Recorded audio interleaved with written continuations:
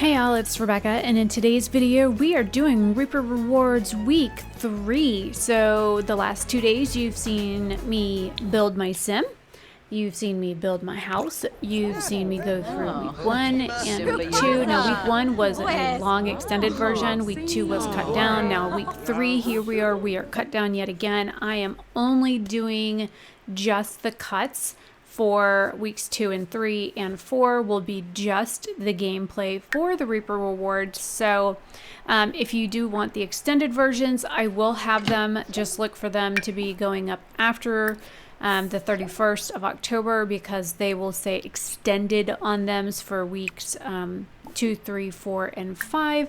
You know, they'll just say extended after them. So look for those to go up here in just a little bit, you know, after Halloween. So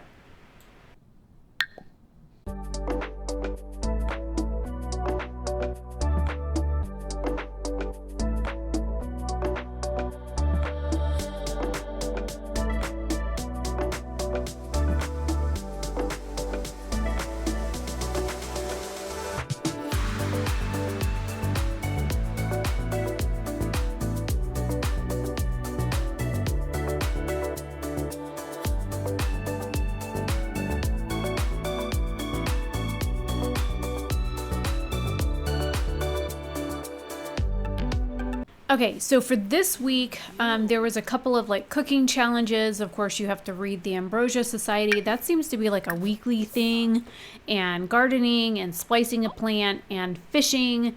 Week 2 and week 3 had me splice a plant and go fishing. So I went ahead and spliced my apple tree. It wants you to splice an apple and a pomegranate, so I think I spliced both of those.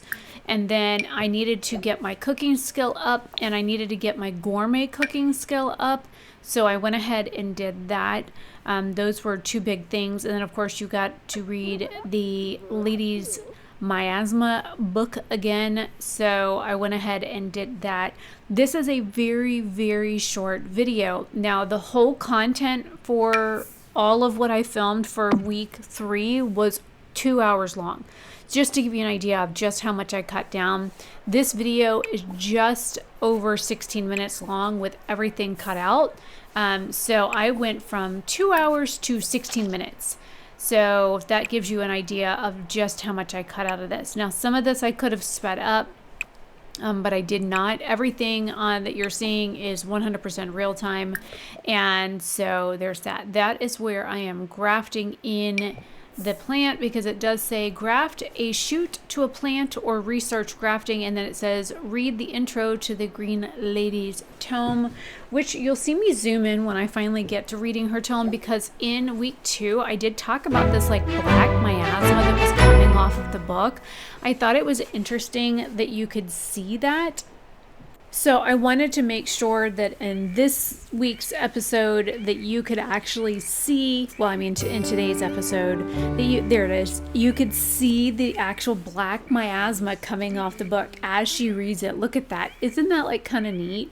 So I don't know what's so juju-ish about this book, but like there's some serious black ooze that like comes off this book.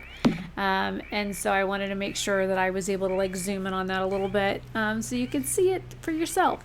So after I read her book, I do end up like communing with like spirits and stuff. There's those damn windmills broke yet the fuck again, because why not? I mean, every video, this is the third week in a row that, you know, my damn windmills are broke. And so I'm always having to fix them, like nonstop. So there's the thing where, you know, the Green Lady's tome. And then this was a picture that I took for Cupid's Corner, but I don't know, the Cupid's Corner I'm still not too keen on. I still don't know much about it. I don't know if I'm like doing it wrong, but like I don't know. The Love Struck pack, I did buy it when it was like early launch and stuff. I was kind of excited about it, and then I did make a character for it when it first launched, and she was kind of adverse to like dating and love and everything romantic, because like I bought her like the cheapest house in the map, and like she was like, ew, dating. Like, Well, shit. So, whatever. Now, this was the quest. I took her over here to Sulani so that she could catch her angelfish. And while she was there, she ended up catching some other like super rare fish, which is like odd. Was not anticipating that. So that's why this segment was a lot longer, was because I caught this like super rare fish. So I wanted to leave it in. It says, hang on. For whatever reason, I didn't zoom in on it and I couldn't read it because it was super tiny. So it says catch or release. Madeline has reeled in a bluefin tuna, an endangered protected species of fish. Keeping this fish is illegal and could result in consequences, but a less ethical fisherman might be tempted to keep such a rare and valuable specimen. So I could either release the fish or catch the fish anyways. And of course, I released it because the axolotl things that are in my bag, I also released those, and it gives you like a pristine reputation. So do what you want with the fish, but I released it because I'm not a mean person. Like in real life, I really am not. So I released it because I wouldn't have kept it anyways. But yeah, you do you, boo. Because like, whatever. I'm out here to catch up angelfish anyways. So I realized somehow after the catch and release fish thing, I had like 10 minutes of like dead space in there, so I just cut out like a bunch of like stuff, so we're now under like 15 minutes, so yay for that. So now you guys can see that I did end up catching my angelfish, which I needed for the Grimm quest, where I was responsible for catching an angelfish, and then I also had to travel to Caster's Alley, which I didn't know if you went to Glimmerbrook and you weren't like a spellcaster that anybody could just go through the portal. I didn't know that.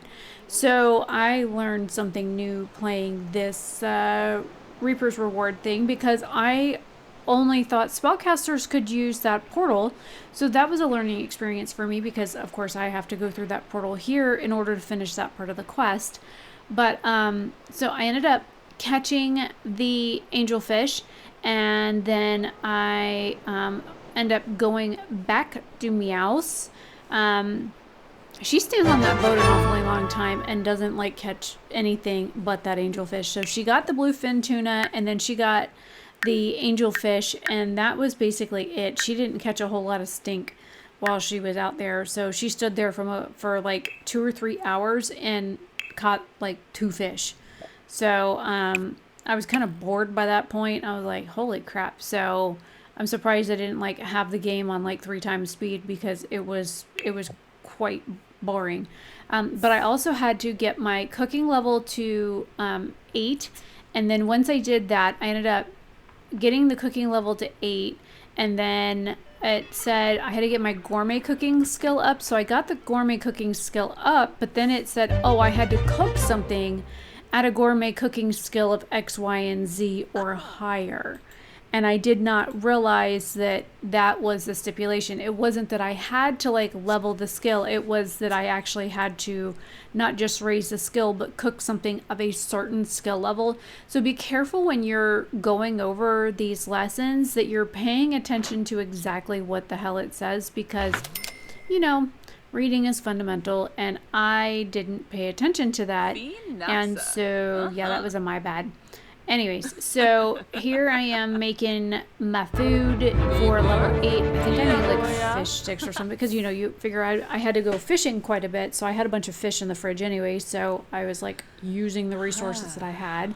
And because gardening was something that you had to do for this Reaper Reward thing anyways, I had a bunch of like packs and stuff that you had to buy. Now, granted, I did kind of go above and beyond and buy like extra things that I didn't need to buy, but like you have to buy a bunch of like fruit packs to get the apples and the cherries and some of the other things that you have to get. So I ended up with extra seeds anyways that I would have naturally not had. So why not just go ahead and, plant all the extra stuff anyways and then harvest it. And then that way, it's an easy way to make money in this game. Because I talked about this on the week 2 Reaper Rewards. If you're starting out in this game and you want like an easy way to make money, go around from map to map and harvest like flowers and rocks and shit like that, and take those flowers and plant them on your property, and then harvest them and take care of them. And that way, even if you are required to like build, buy a piece of property, even if you have nothing else on your land but fucking flowers, just go and put flowers on your property and just go and tend them at least once a day. That way, not only are you raising your gardening skill, but you're farming on your land so that you're making use of it somehow. But that is a really good way to make good money, because every time there is a fair at that, my brain just wandered off. The one place in Sims where you can go and you can like sell stuff for like a 10% profit on like the 2 different event days that they have, or you can haggle and see if you can sell stuff at a higher price. You can sell stuff to either of those 2 shopkeepers there on that map near that little like cottage restaurant place. If you go to the town square for the cottage living map. Anyways, here I am going to Glimmerbrook. And if you travel to that Glimmerbrook watch and then go to the portal from there, I find that that's the fastest way to travel there, because, it's the easiest place to like run over. But anyways, so if you go there, and then that way, if you like haggle with them, you can try and sell your like food and herbs and tree pieces and whatnot for extra money.